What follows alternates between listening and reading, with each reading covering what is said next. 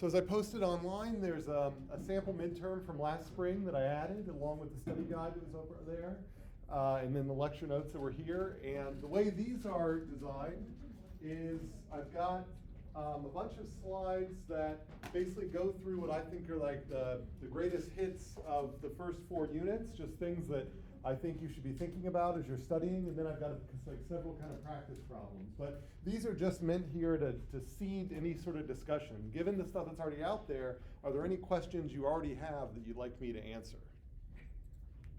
Yeah. So I noticed on the one that you had given us from last spring, there's some like free responses on there. Will those be on the actual midterm? No, so the midterm this semester is going to be all Scantron, and so you can imagine a similar level of difficulty, but I will interrogate you in ways in which you have to answer via multiple choice. Now, I will sometimes make use of like, select all or select a combination. So I might give you more than 5 answers. And so like the 6th, 7th, 8th answers will be combinations of letters. And so it wouldn't necessarily be just pick 5 choices every time. Maybe selecting none will actually be the right answer for some. So I try to come up with creative ways to create a wide range of questions on the kind of hierarchy of questions with a Scantron, but it'll all be a Scantron format. And I do that so that we can have the retake so that I can have the highest probability of getting your scores back to you before the retake. So any other questions that have come up? Yeah. Is the retake also Scantron? That's right. It'll be, basically what I've done is, so I've almost got the exam done. And once I'm done with it, I'm going to just take those questions and so I'll create a version A and version B for the first exam. And I'll take those A and Bs and I'll just copy them onto a C and D and then go through every question. And then for every question, think about a question that I think is of similar difficulty to that question, but otherwise has a very similar format.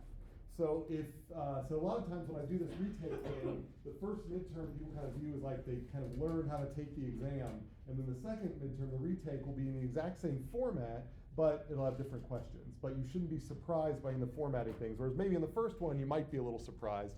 You've already seen a sample from last spring, but again, it has free responses, so you know it's going to be a little bit different. Also, if it helps, I put a sample final exam from last spring. And the final exam is cumulative, and so the first like half of the final exam has questions from this part. So that might also be something to look at.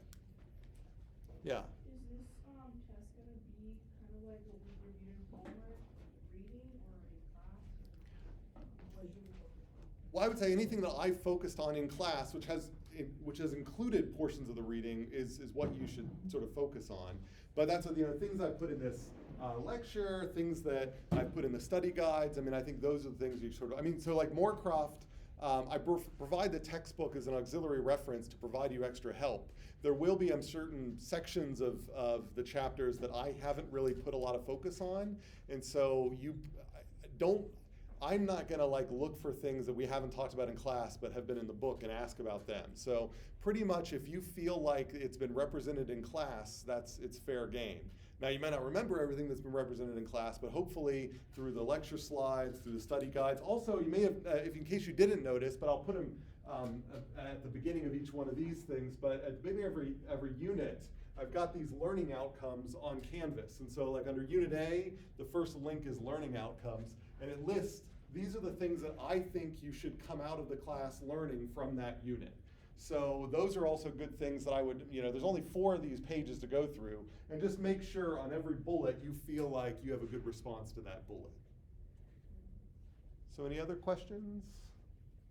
Yeah. I have some questions about the study guides, like specific questions. Great, sure. Should we go over those later? No, now's fair game. Unless there's any other administrative type questions or questions about format or timing or anything like that. All right, well then, so question about the study guide. Let me see if I can pull up the study guide so I can walk, or maybe it'll be easy enough. So what particular questions did you have? And I am paying attention, I'm just trying to pull it up myself. I wasn't sure how to apply what we learned to question number 6. It was asking about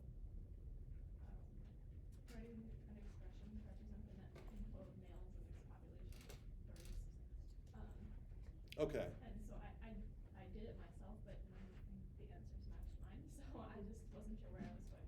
Okay, so let me bring that one up there. So there's a question on the study guide about how to model population dynamics of certain types of populations. So if I pull it up here, 212, midterm, and midterm review problems. So you said this was 6, right? All right. So if so, I guess maybe it'll be easiest. Maybe I can pull up. I'll switch to looking at that one.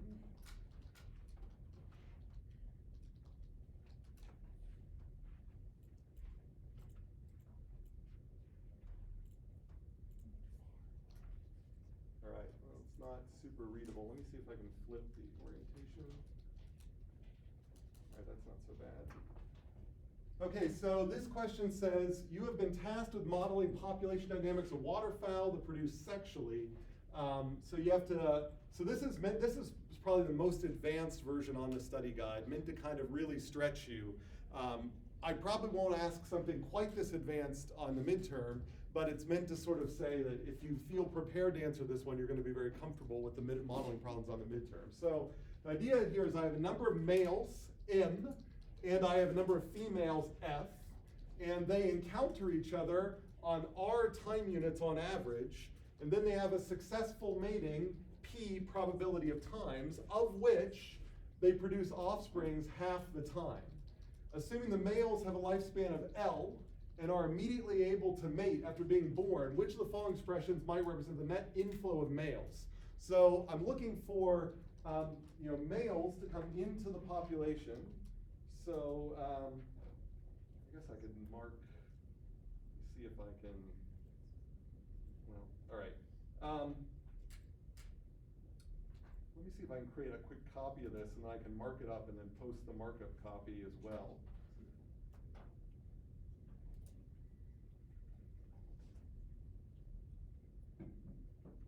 Duplicate.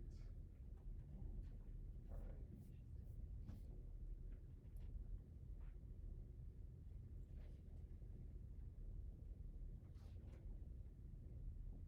Okay, so 6 here. So when I looked at, so what I'm looking for is I basically imagine that there is some stock M, and it's got some outflow, and it's got some inflow coming into it. And I am interested in the net inflow, or the net, so basically the inflow minus outflow for this population. And so when I look down through these expressions, I can kind of do an elimination here, because I want to say that I know that males in the population, if I look up here, males, those are M, and I know they have a lifespan of L. So we've seen in bacterial models, how do we model outflows due to death? It's, if I know every individual lives on average L time units, then what is the net outflow, or what is the outflow from the population due to death? Anyone remember this? So the formula, so here I've got a number of individuals M, and they live for L time units on average. So what would this death outflow be? Yeah. Would it be 1 over the time, or the lifespan times the population? Right, it'd be M over L. So M is the population, L is their average lifetime. And so then I have to think about, like, well then how many, what is the inflow? How often are males born? Well, already here, if I look at this, I may not know what this formula is, but I can kind of see that I know that the net inflow going into this box is going to be the thing on the left here minus the thing on the right. So I would expect that I'm going to see probably a minus M over L.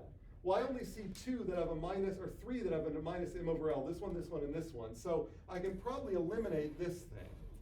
So that's one thing, this part C, I probably can get rid of it. But then now I need to figure out the inflow expressions, and I could also probably use units to sort of say, well, I know like another reason I could have eliminated this one is I want this to be a rate. And this is like in terms of individuals, and this is in time. Individuals times time isn't a rate. Individuals divided by time is a rate. So I could probably do some other tricks to figure out what the right rates are. But let's just do the modeling problem. Well, the modeling problem says that there are M males that have to meet one of F females. And so that implies that there are M times F possible ways that could happen. So that probably means I need to see an M times F somewhere in the inflow. So somewhere in this inflow here, I'm going to have an M times F, which is the number of ways males can meet females. Now that event happens on average every R times. So we know that in the bacterial example, we said if the event of birth happened every W time units, on average, then I would have the number of bacteria that could give birth divided by W. Well, here I have the number of possible matings divided by how often they happen. So I know my inflow is going to have MF divided by R. But then it says that of all of those events that occur, those pairings that occur, only P are successful. And of those P, only half will be male. So that tells me that I need to take this rate, MF over R, and multiply it by P to tell me which fraction are successful, and then divide that by 2 to tell me how many of those will be male. And so that's kind of the modeling approach I got, where I can get the inflow is the number of males times the number of females divided by how often that happens, times, given how often that happens, the probability that actually result in a mating. And then that cut in half because only half of those matings result in males. And that's my inflow to males. And then each one of those males lives on average for L time units. That's my outflow of males. So that's how I end up getting the expression this minus that. So I can put a little minus up here. And then that is exactly this one right here. And so that's how I got that one. And we could have also come up with ways of sort of reasoning out why it's probably not some of these others by units or by the information given, but that's sort of the full way of how I would come up with that expression. So this is a little more complicated. Again, we haven't done a sexual reproduction example for the population dynamics, but I threw that in there in the study guide just to kind of stretch your thinking on this, and that's where I got this. Are there questions about that, how we get these formulas? Number of events divided by how often they occurred, times fraction of those events that are significant, that's my inflow, and then number of individuals divided by how often they are removed from the population, that's my outflow. Anything else there? Anything else on the study guide? Yeah. This isn't on the study guide, Uh-huh. it's on midterm B. Okay. That's okay. Yeah, sure. It's question number 6, where you circle 8 inappropriate answers. And I was just wondering if you could kind of go through and reason why some of them were incorrect. Like, I get some of them, but there were a few that. All right, that was midterm B. But you mean the sample midterm B, gotcha. Yeah. So, let's see.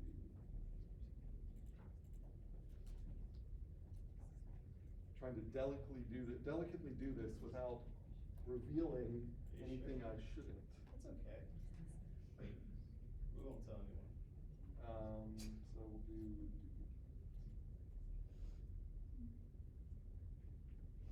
All right. So I'm sorry, which question was that? 6. 6. Say 6 or 7. 7? All right, so this is one that down here there's a bunch of options.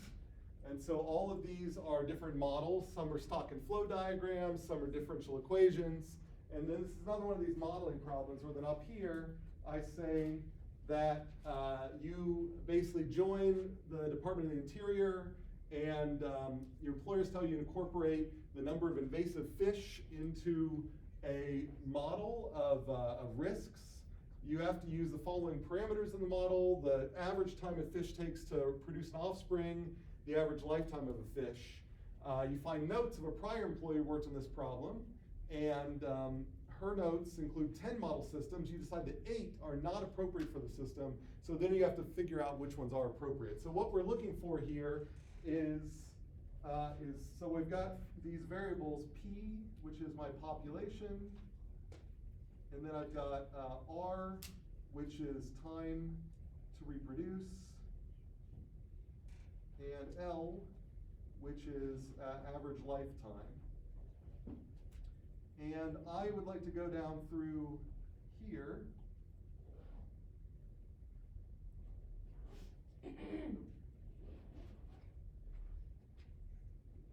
And remove the ones that are clearly not models of this system. So it's like I find this employee's notes and I notice that she has worked on this, but she's worked on other things. So what things were definitely this system, or at least could be this system?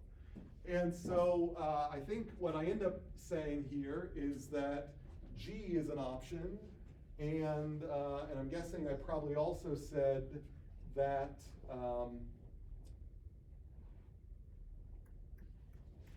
maybe D, no, PR, yes. I'm guessing I said B and G are the right answers. Is that right? Yeah. Okay, so I am going to say that, I'll just mark those and then we can talk about why. So these are the good model. And that's also a good model.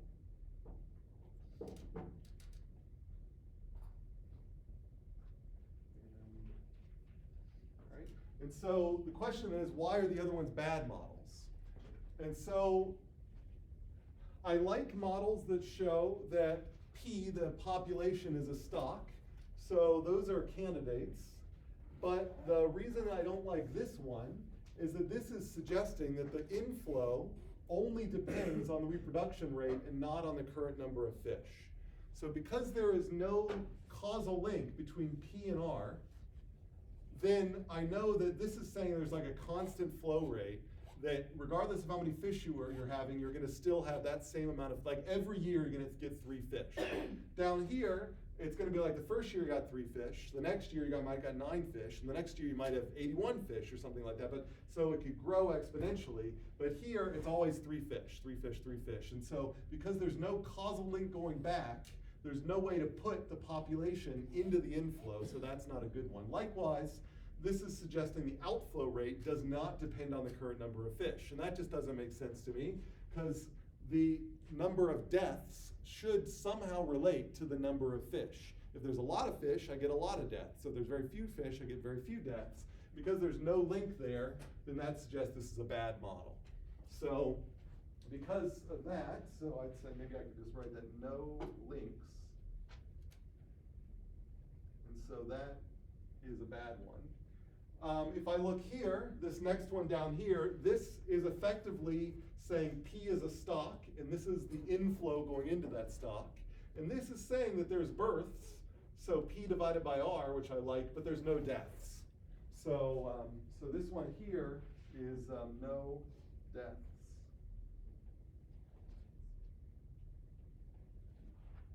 This one down here says that the population affects the average lifetime and the average rate of reproduction. But I said those were constant, that regardless of what the population is, every individual lives for this long, and every individual takes this amount of time before reproduction. So that dependency it's actually sort of reversed. It's more like the average lifetime the population more depends on the lifetime, and the population depends on the reproduction time, not the other way around. So these are, I'd say wrong direction arrows. Then, like over here, this one here, this is not a flow equation.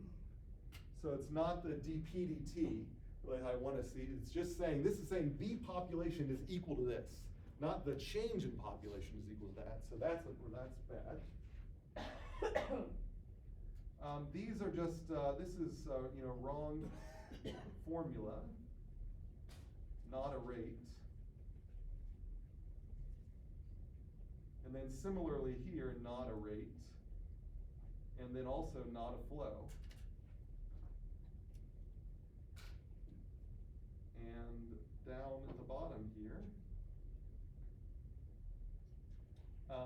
this here is this inflow depends on lifetime, which is the wrong, we want the inflow to depend on the reproduction rate. So, and likewise, the outflow depends on the wrong thing. So that tells me that that's wrong.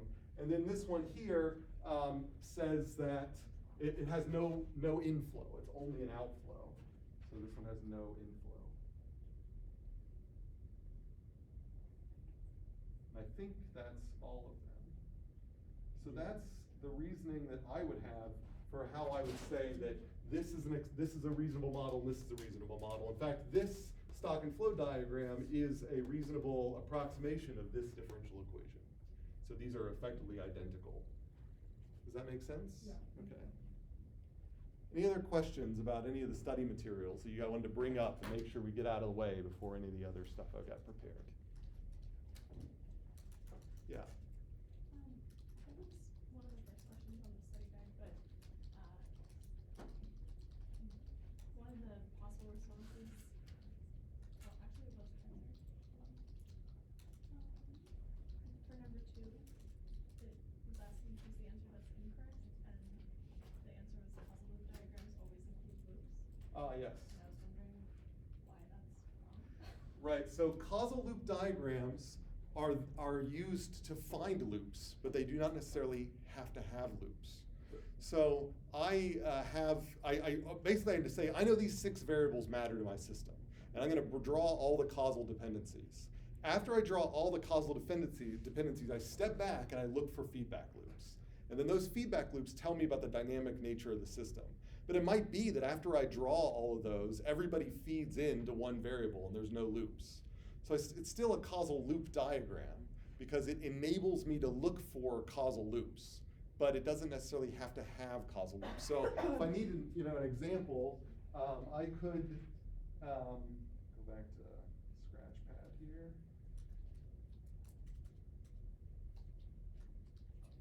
So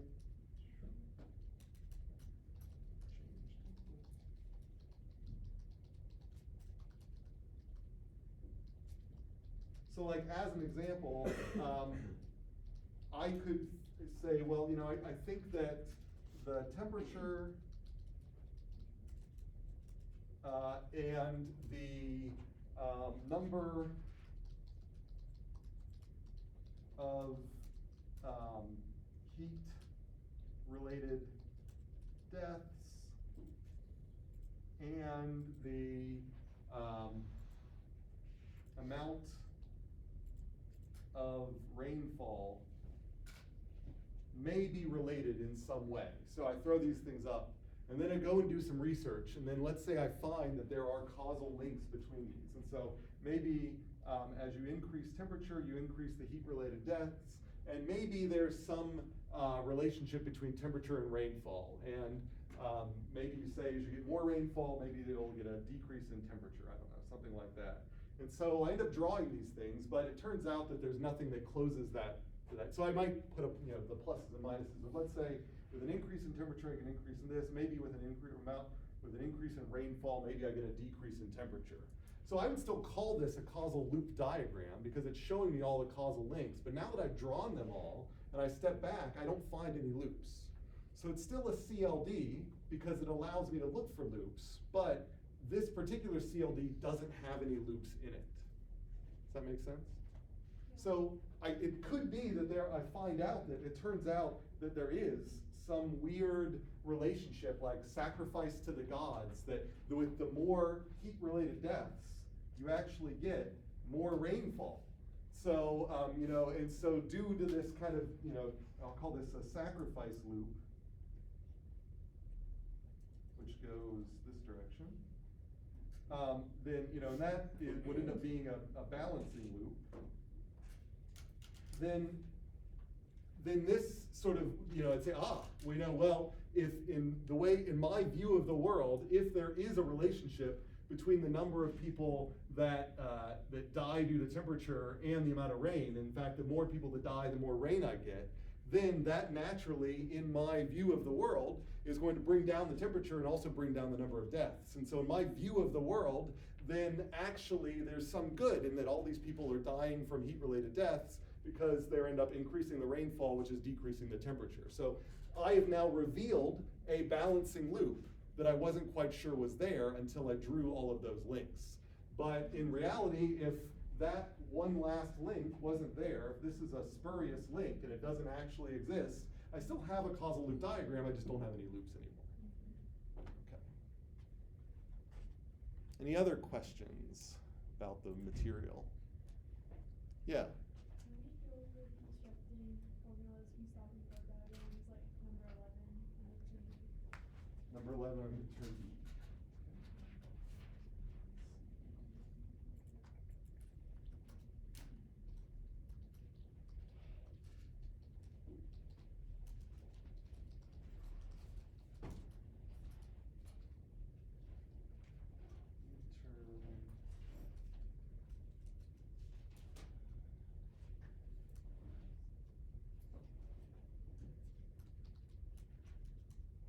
All right, so midterm B, number 11.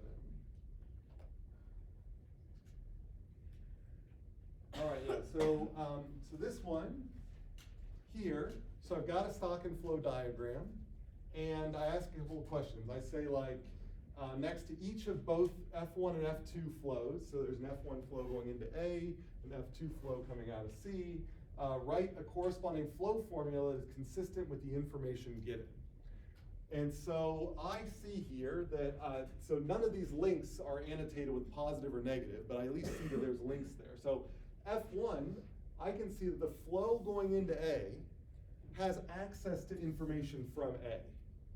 And the flow coming out of C has access to information from B. So that tells me that I can write any formula I want for F1, it just has to make sure that it only uses A as a variable. And I can write any formula I want for F2, but it just has to make sure the only variables it uses are B. So there's a bunch of different answers here. And so like for F2, I could write just simply B, or I could write B squared, or minus B, or or 5 minus B. These are all options, but the key point is that they all only depend upon B. For F1, I could write lots of things as well. I just need to make sure that F1 only depends upon A. So F1, for example, could be equal to A squared, 5 minus A, etc. And so I'm able to, all I was sort of saying here is I wanted to make sure that you could look at a causal loop diagram, or look at a stock and flow diagram with its links, and from the links, be able to tell what information you're allowed to use in the formulas.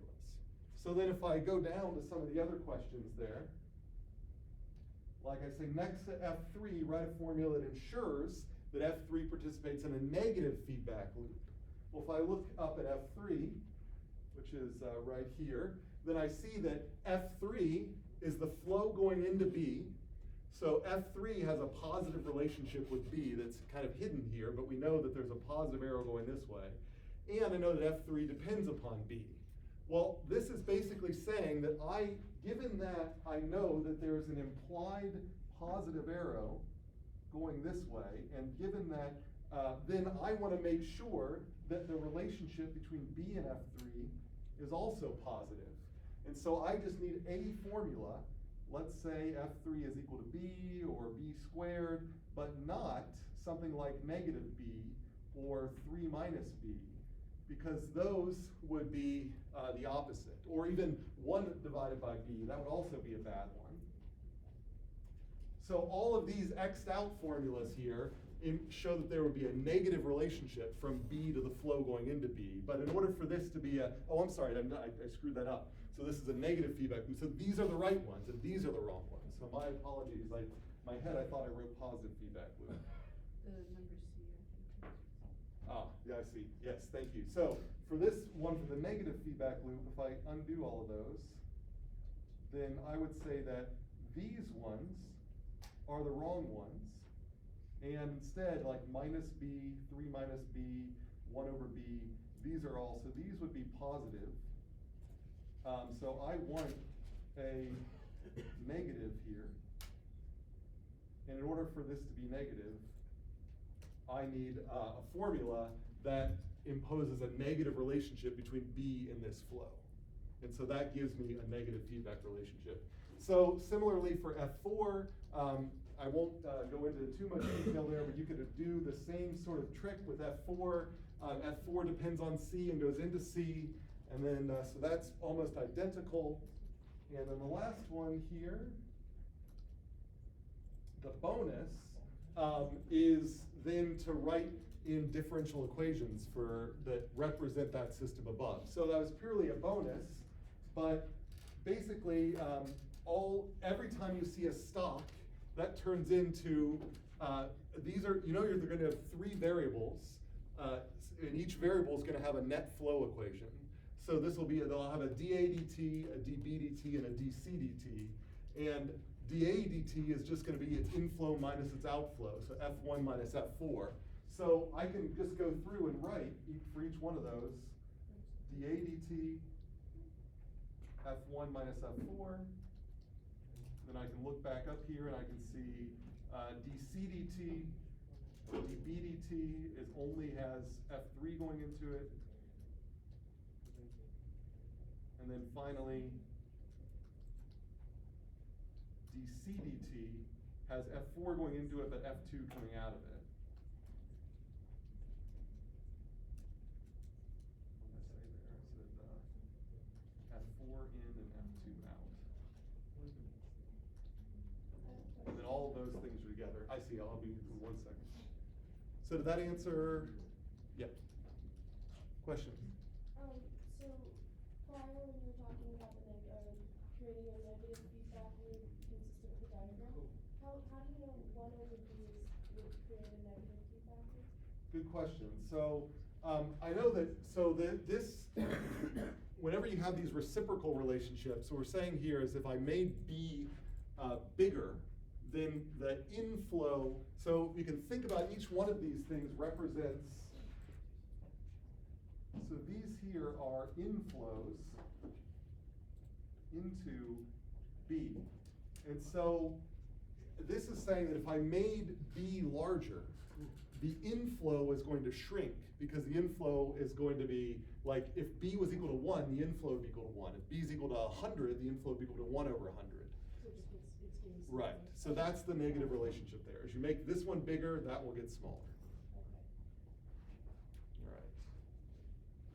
Other questions from the study materials? All right. Well, if anything, yeah. What's a good chapter to study like this in detail? In the book, so the latest chapter that we just read that goes along with the Unit D, that's kind of where Moorcroft introduces all the stock and flow diagrams. So that would be a good one to read into. If you would like a little bit more, then I think, so I think that's chapter 3. If you were to, I think, we're going to skip chapters 4 and 5, but I think there are some really nice examples in chapter 5 that you can just kind of skim through and take a look at those examples if you want extra practice. Okay. Anything else? Yeah. This is from the midterm review. Okay, midterm problems. review. It's numbers 7. I just have a question about the vocabulary used for the question. Okay. It says, how do the hiring control, these are the variables, hiring control, decline, and saturation loops modulate sales growth over time? Gotcha. So let me just get that in front here. You said which one was that? Number 7? That one here? All right, so what I'm asking here is how do hiring control, which is this loop, departures, and hiring control, departures, and saturation loops. So departures is just this little loop, and then saturation here modulates sales over time. What I'm trying to say here is that we have sales, which are like widget sales, which are right here. And I'm sort of saying that sales growth here, if the only loop we had here was sales growth, if we were in a magical world where we didn't have to worry about saturation or turnover of salespeople or control of hiring, like we had an infinite budget for salespeople and they never left, and there was an infinite market, then sales would just grow unbounded. And so what I'm trying to get here is the answer that along the lines of that they end up limiting sales. So hiring, control, departures, and saturations are all limiting processes for the growth of sales. So that's what modulate just means that it's sort of one process is regulating the another process. And for the test, are you gonna, well, I don't know if you can tell us that, but go ask questions a lot about the archetypes, because that second one, 7B, is about behavior over time for the annual revenue. And is that one of the archetypes, behavior over time? Well, so the behavior over time is so behavior over time, shortened BOT, is just a diagram of what what a trajectory like sales would look like over time. And so, like if I drew time on this axis and sales on this axis, and I was just sort of looking for this S-shaped growth. And the Kim and Lannon one where they went through like those 10 archetypes, I'm not expecting you to memorize those 10 archetypes. In fact, I might give you those 10 archetypes at the front of the exam and ask you questions about them. But I do think you should know the 6 basic archetypes which all build on each other that were gone over, I think, in chapter 2, or either 1 or 2 of the Moorcroft, which were like basically all related to growth and limitation. So like S-shaped growth was like the big one here. So here, even though you might not remember like all of the shifting goals and all of that, what I'm hoping you would see here is that I've got a growth loop here that is being that is connected to a bunch of, so these are a bunch of balancing loops, or I'm sorry, reinforcing loop here, connected to a bunch of balancing right here. And so if you see that there's a reinforcing next to a balancing, then you know that this is going to have S-shaped growth. Can you scroll down again? Yeah. Please.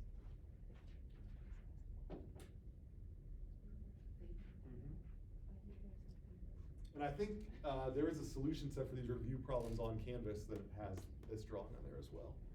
Yeah. So it doesn't matter how many balancing loops there are as long as there's reinforcing the balancing? Well, I would say that these archetypes give us a theory for how things are going to work. Now, and so we would kind of guess that for that, with a lot of those balancing loops that would kind of act this way, because it doesn't look like any of those balancing loops are in conflict with each other. They all are trying to limit the growth loop here. Now, it may be that when we simulate this thing, it doesn't quite act this way, and then that then suggests we can then investigate, well, what's different from this than a normal one? But without simulating it, this gives us kind of an expectation of what we would, what would we expect? And so whenever you have a strong growth loop with a bunch of these limitation loops on top of it, you would expect something that looks roughly like this. Maybe it'll oscillate, but we don't quite know if it's gonna like just be a pure limitation or oscillate or any of that. But at least we have a rough guess of what, we're pretty sure it's not gonna do this. Like, you're not gonna have high sales and then have sales plummet. All right. Any other questions about the material people come up with by just looking over the stuff?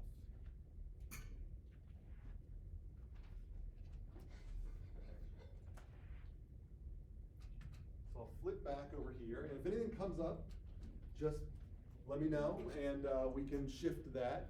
I'm just gonna put these things up here just to get people thinking, but just to make sure I get the administrative stuff out of my hands. It's sort of a reminder that we're gonna skip 4 and 5, and you're not gonna have to worry about chapter 6 until the end of lecture E4. So lecture E1 will be the Thursday before spring break, and then E2 and E3 are the week after spring break. And so we're talking about, this is like the week after spring break is when this comes up. And all those due dates are already on Canvas. There's a muddiest point on Canvas, and you can do that as a muddiest point to reflect on the midterm. So the things that you felt like were your strongest, you felt the most confident about in the midterm, the things that were sort of the least familiar to you. That's always useful for me to look back on in crafting these, especially since I'm making this midterm from scratch. Then I already mentioned this, the midterm is Scantron, look at Canvas for practice problems and solutions, as well as that sample midterm. The learning outcomes might be useful in guiding your studying. You can come with one double-sided sheet of hand-produced notes. So I don't want you to photocopy or copy and paste, but if you want to type it, that's fine if you'd rather type than write. Know the last 4 digits of your ASU ID. So for administrative reasons, I'm not going to have you write your names on the top of the test. It'll just have these last 4 digits. But your answers are primarily going to be on the Scantron. We only look at the answers that are on this test if there's a problem with the Scantrons. And then we got the retake, which basically will have the test on Thursday, the retake on the upcoming Tuesday, and then lecture E1 on that Thursday, and then spring break. So that's the timing here. Like I said, similar format and length. So again, any other questions about the format? Yeah. Do we get the Scantron back, like, knowing what we got wrong? What I will do, if they get the answers back to me quickly, and they usually can get them back to me within 24 to 48 hours. So Thursday, I'll basically go straight to the library, drop this off at the library, and then hopefully sometime by Friday evening, if we're lucky, I'll get the answers back. And then I put the answers into kind of a spreadsheet and that strips away all your names. And then I publish that spreadsheet on Canvas, and you can look up your score and what you did, how well you did on each problem by your last 4 digits. And so I'll post the solution set and that. So that way I don't have to get you the paper copies back, but you'll have a digital version of, you'll actually be able to see how well everybody did on every question. So you can kind of see the demographics of like, I didn't do well in this question, but 90% of the other people did. Or I did really well in this question, but 90% of the people didn't do well in the question. So it gives you an idea per question how well you did relative to the class. So that is the goal, is that if they get the solutions back to me quick enough, I will then get you that PDF that has your anonymized scores on every question as well as your total score. And we're gonna be able to take the questions with us? No, you'll turn in all the questions, but then I'll put a solution set. The solution set will go online like right at 5 o'clock or something like that. So you'll immediately be able to see the solution set, and then your answers, hopefully you'll see 48 hours after that. All right, any other questions about admin stuff? All right. So like I said, don't forget to go back and study the more abstract stuff from Unit 1, which is like, what is a model? Identifying the kind of qualitative and quantitative models. So not all models are mathematical, not all models are numerical, not all models are simulation. Plenty of models are mental models, or fashion models, or animal models, and so on and so forth. And so just keep in mind that general definition of a model is something that answers a what-if question, and this sliding scale between realistic analog models and metaphorical models. So that's all I'm kind of summarizing here. So hopefully if you can look at this slide and justify yourself that everything on here is a model, then you're in good shape. And then the difference between mental models, quantitative models, why they're good, why they're bad, and so on. And then, why we use simulation models. So all this kind of general stuff, I'm just kind of going through quickly because it's just kind of want to remind you that all of this material is still there. So any questions over the model stuff? Does everybody understand or know what I mean when I say a model helps us answer a what-if question? A model does not need to be mathematical. It does not need to be computational. It doesn't have to have an expression. It is just anything that helps us answer a what-if question. Trying to understand gravity by taking a marker and throwing it up in the air and then watching how it falls produces a model of how gravity works. And so the marker becomes a model, a gravitational model. So, it doesn't have to be something that we write out on a piece of paper. And then Unit B, that's when we learned about CLDs. So make sure you can interpret a CLD. Make sure you can draw in missing links to a CLD, draw in the loops of a CLD. So just as an example here, we've got this stock and flow diagram, which we now know more about. And there is the CLD right here, which has less detail than the stock and flow diagram, but it tells us every link has got a polarity, and every loop that's been identified has also got its own kind of polarity. So remember, negative loops are the ones that have an odd number of negative links. If they have an even number of negative links, then they're a positive loop. So be able to spot those. So any questions about the CLDs? Hopefully this should feel like old hat by now. So, tricky things is make sure when you're doing these interpretations, you only draw a causal link if there is a direct relationship.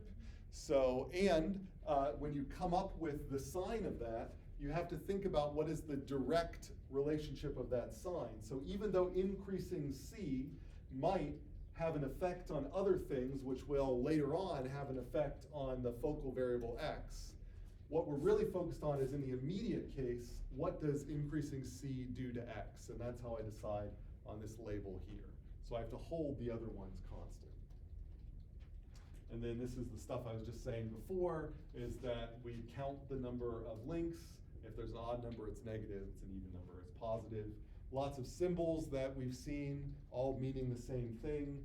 These are all positive loops, vicious cycles, virtuous cycles. And then over here, negative loops, balancing loops, counteracting loops. You might see B, C, or minus. You might see plus or R. Likewise, on the links, you might see S for same. That's the same thing as a plus link. And O for opposite. That's the same thing as a minus link. So, so any questions about the CLDs? Because we've already done some of the exercises, I won't go through this here, but this would be good practice, is to try to find the 3 loops here. Just as a reminder, there's one loop over here, one loop over here, and then there's a giant loop that goes around the outside. And so being able to find all of those loops is good practice. Find errors in these. These are all the same examples that we did in class earlier. You could say that, well, this is the wrong loop polarity, and that's not actually a loop, and so this shouldn't even be there. So here's another example of a CLD that doesn't actually have any loops in it. And then causation and correlation. So we know that we have one common cause, and so these things are correlated, but you wouldn't want to draw a causal link between them. Just because it is the case that ice cream sales go up and sunburn goes up, you only draw a causal link if you have a mechanism which explains how they're related in that way. And here I have a mechanism. I know how temperature affects ice cream sales, and I know how temperature affects sunburn rate. So this is the right CLD, but that's the wrong CLD because there is no mechanism that links ice cream sales and sunburn rate, even though they're correlated. So I might give you one of these and one of these, and ask you to eliminate the incorrect causal loop, or incorrect causal loop diagram, and then you would have to know that, okay, because that's just reflecting correlation, that's the wrong one. Just that arrow itself is a CLD. Well, I would say that, yeah, this is the simplest CLD, but I would probably give you just a tiny little portion of CLD. So this little nugget of CLD is definitely incorrect because there's almost definitely no mechanism we can come up with for this. But this one looks like it's more likely to be correct because we can imagine how this could happen or this could happen. Okay. The choosing variable names. Remember the noun phrases stuff. So I could ask you about good variable names versus bad variable names. So variables should be noun phrases. Variables should have a clear sense of direction, and the normal sense of direction should be positive. And so we gave kind of examples of that. And so you don't want to say costs rise, you just want to say costs. Rather than saying feedback from boss, you'd like to be specific and say praise. Rather than saying costs and losses, where losses is over here, it might be easier to say profits and then make it a negative link instead. And that's what we're trying to show here. So the naming stuff there. So, and then we just sort of said imply measurability. So are there any questions about the naming stuff? Correlation, causation, all this review of how we draw CLDs. So this is just Moorcroft saying the same sort of things.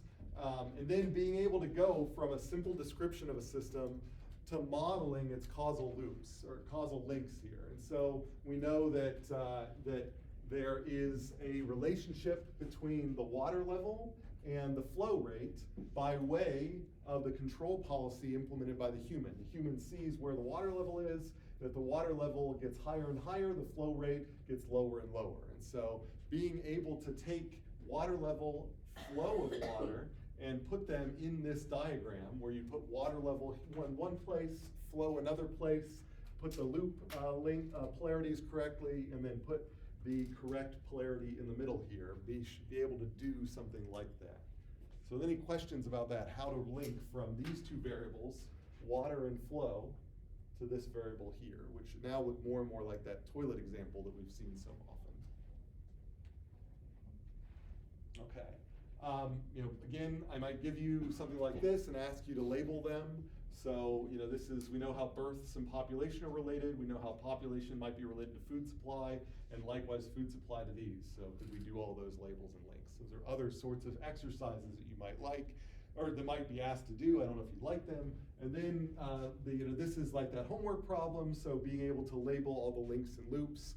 I may not give you the VHS and beta example because it's a little esoteric, but you can imagine I could give you a loop that is, or a set of loops that do not have certain labels, where to me, I'm pretty sure that you'll understand how these individual links work, and then you'll have to label them. So that's the goal there. So any questions about CLDs? Yeah. What do you mean by it's esoteric? Well, I guess what I'm saying is that lately when I teach this class, I've been using this example because it's a nice canned example I got out of a textbook, and I like the way it looks, these kind of kidney shapes here. But in the first time I used it, I didn't have any problem, but since then, I have to spend a lot of time explaining what beta and VHS are, and so a lot of times people have a hard time sort of seeing how these things individually work, and so it's turned into something that requires like domain knowledge in VCRs, and it never was intended that way. So if I were to rewrite it, maybe I'd figure out a way to do like Android and iPhone, but in some ways I like this because betas ended up kind of getting totally beat out, and that's sort of what this archetype suggests, is whoever gets started will end up beating out even another one, even if it's a little bit better. So that's all I meant, is that it may not be as relatable, but I will try to come up with examples that I think are relatable that you'll be able to draw these diagrams for.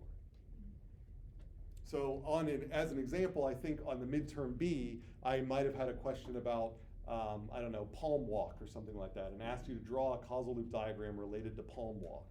So hopefully that's, you know, relatable. So, questions about CLDs?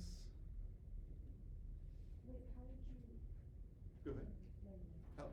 The question I think on the midterm review was about relating to how much enforcement you put on palm walk for walk-only zones. And so what is the relationship between the number of people violating the walk-only zones and the number of enforcement you put in? How do you build a negative feedback loop related to that? So then we got into archetypes, and so like I said, you don't have to memorize all of those archetypes from that Kim and Landon paper. I would probably give you some of those and ask you questions about them, so be able to interpret them and be able to know the different ways that these archetypes are used. And so, you know, we talked about how getting toward archetypes was in Moorcroft, this event-oriented worldview. Remember, the event-oriented worldview is a worldview without feedback. It's a worldview where you have a problem and you come up with an action and you don't think about the closed loop of how the action might create more problems in the future. And so, you know, understand the difference between event-oriented and feedback systems. And so feedback systems is where we actually model how our actions themselves can feed back onto the situation, potentially creating more problems later. So the difference between event-oriented and feedback systems, those are good terms to know and keep in mind. You know, these are the archetypes you probably should have, like balancing with delay can create all of these different behaviors over time, depending on how big the delay is. Oscillation is one of those examples of balancing with delay. So that's our balancing with delay there. The other archetype you should probably know is S-shaped growth. So know that if you have a balancing and a reinforcing next to each other, where the reinforcing is kind of at low levels of the state variables, you get all reinforcing, and then at high levels it gets limited by the balancing, then you know that one. And then combine those together, S growth with overshoot, where I've got my reinforcing loop and my balancing loop, but a delay in there means that I'm going to grow to a point and then oscillate.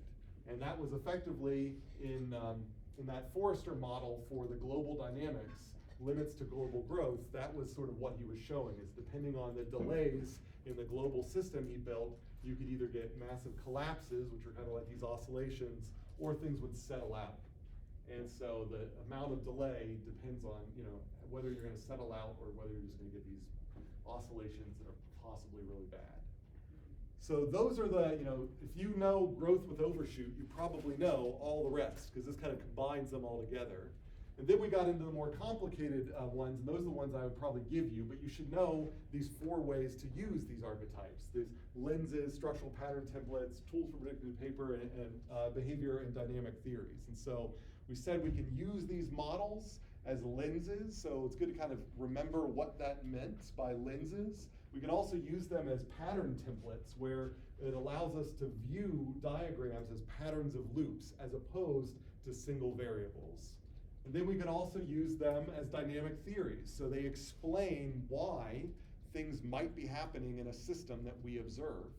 And then this is kind of the, understanding what currently is. And then the last one, tools for predicting behavior, is if we assume that the future is determined only by what's going on in the current system, we can say what are the possible trajectories that could come out of that.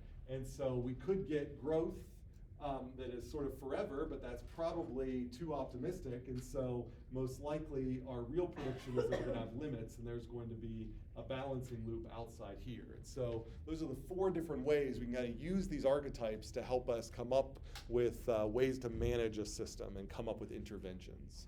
So that was like the last chapter, last unit before we got to the real stock and flow diagrams. So we're still kind of in the abstract section. So any questions about that before we just kind of remind everybody about stock and flow diagrams, which should be the most recent stuff. Are you going to be asking them us about like the definitions of stuff? Like endogenous perspective and then the archetype? I would say know what I mean by endogenous perspective. I think it would be fair for me to use endogenous perspective in a question in some way. So that idea, that's like fundamental to this type of modeling, is that we are assuming that dynamical properties of the system are sort of internal to the system, that we are not worried for this part about how external drivers could change the system. We're saying, how could the system behave if it was just the system by itself? And that's the endogenous perspective. So I would definitely know that word. I wouldn't necessarily say what's the definition of it, but I definitely might use it in a question. Okay. So then Unit D, the last unit that the midterm goes over, which is basically about the stock and flow diagrams and numerical simulation. So we started with the Excel spreadsheets, and that was just a way to kind of get our heads around what's going on behind the scenes in the stock and flow diagrams. So use this compound interest formula here, and basically was able to take a model of what goes on in the bank and turn it into a causal loop diagram, and suggest that we are going to use this as a conceptual framework to build a numerical tool for us to investigate any dynamical system. We just need a way to define the state variables in the dynamical system, which are like the balance in the bank, and what causes those state variables to change over time, which is like the interest. And so that idea that I'm trying to build a banking model of any system that changes over time. So this was our banking trajectory. We can watch how dollars grow over time, and we can turn bacteria into that.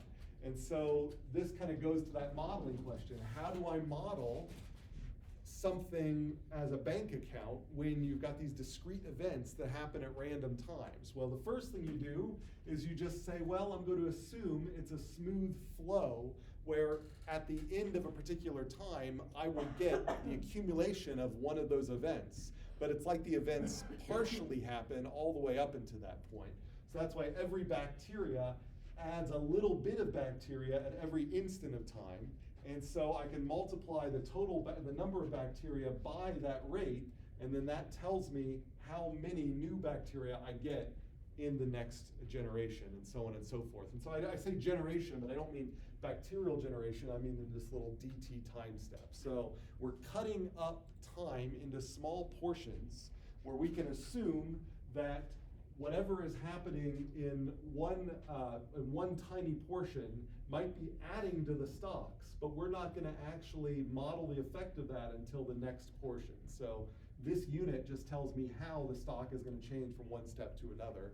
And the claim is that any dynamic variable you've got, that anything that changes over time, that variable that's changing could be modeled as a stock. And the thing that is making it change could be modeled as a flow. So long as you can write an expression for the flow, the derivative, you can then put it into this framework inside a spreadsheet or whatever and get an approximation of what's going to happen to that system over time. And that's what we were doing. That's what we started to do with this spreadsheet. So we've got all these formulas that describe bacterial growth in a spreadsheet that we end up translating to something that we could implement in Vensim. And so this is kind of the way it looks in Vensim, is that anything I can describe as a stock, then if I can write an expression for how that stock changes from one time instant to another, then I put that expression inside the flow, and I hit go on Vensim after setting an initial stock, and then Vensim will end up generating a trajectory which will be identical to what I would get if I solved this calculus integration problem. That's what's going on inside Vensim. And there's the bacterial example of that. So we've gone from a spreadsheet to Vensim, all as an alternative to dealing with this with formal methods.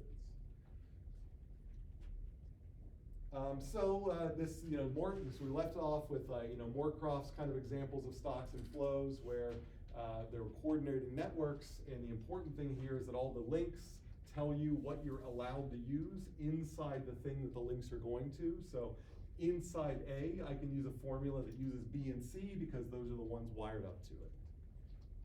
Sectors, that was a nice term that Moorcroft introduced as chunks of a giant stock and flow diagram that allow us to work on one portion of the model at a time. So I would know the term sector map, I would know the term sectors, and be able to talk about models in terms of their sectors. Be able to kind of follow this diagram through to understand that these 4 sectors are connected by the common variables that show up in each one of them. So this is actually one big stock and flow diagram, but it's been broken down into 4 little stock and flow diagrams that communicate with each other. So any questions on the stock and flow development?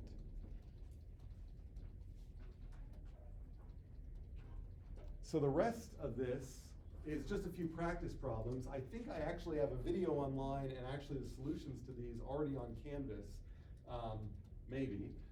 But just as examples, we don't have to do them here, but this is, I could give you, this is a diagram which is actually represents the processes that go on when you get a cut.